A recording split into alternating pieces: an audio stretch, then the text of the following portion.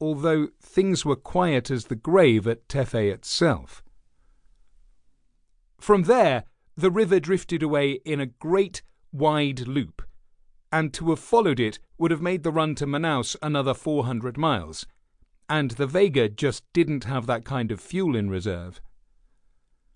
From Tefe, then, I struck out due east across virgin jungle, aiming for the Rio Negro, 150 miles farther on, where a turn downstream would bring me to Manaus. It had been a crazy venture from the first, a flight that, to my knowledge, no one had accomplished at that time, and yet a 23, with the sap rising, man tends to think himself capable of most things. And Belém was, after all, 2,000 miles closer to England than the point from which I'd started, and a passage home at the end of it.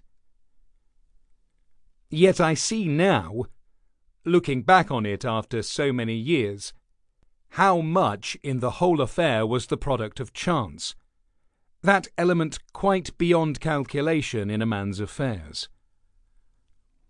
To start with, my bold plunge across such a wide stretch of virgin jungle was not quite as insane as it might appear.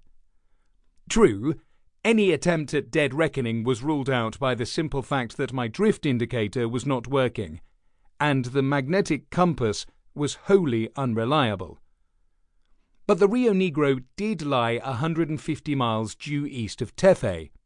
That was fact. And I had the sun to guide me in a sky so crystal clear that the horizon seemed to stretch to infinity. Falling oil pressure was the first of my woes, although I didn't worry too much about that to start with, for the oil pressure gauge, like most of the instruments, frequently didn't work at all, and was at best less than reliable.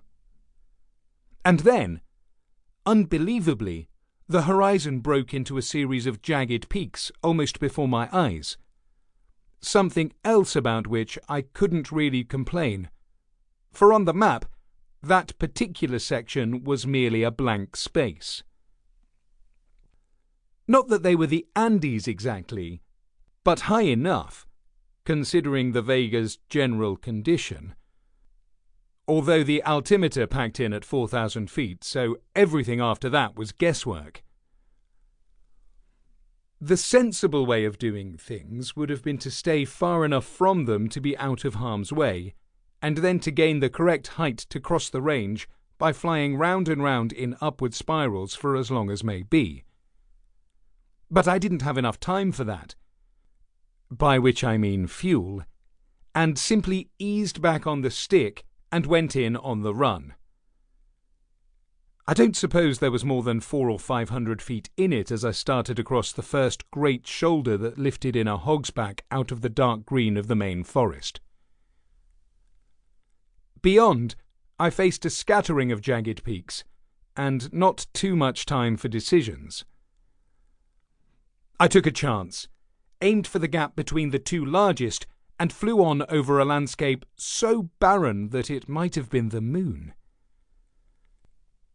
I dropped sickeningly in an air pocket, the Vega protesting with every fibre of its being, and I eased back the stick again as the ground rose to meet me. For a while it began to look as if I'd made a bad mistake, for the pass through which I was flying narrowed considerably, so that at one point there seemed to be every chance of the wingtips brushing the rock face. And then, quite suddenly, I lifted over a great, fissured ridge with no more than 100 feet to spare, and found myself flying across an enormous valley, mist rising to engulf me like steam from a boiling pot. Suddenly it was a lot colder, and rain drifted across the windshield in a fine spray. And then the horizon of things crackled with electricity as rain swept in from the east in a great cloud to engulf me. Violent tropical storms of that type were one of the daily hazards of flying in the area.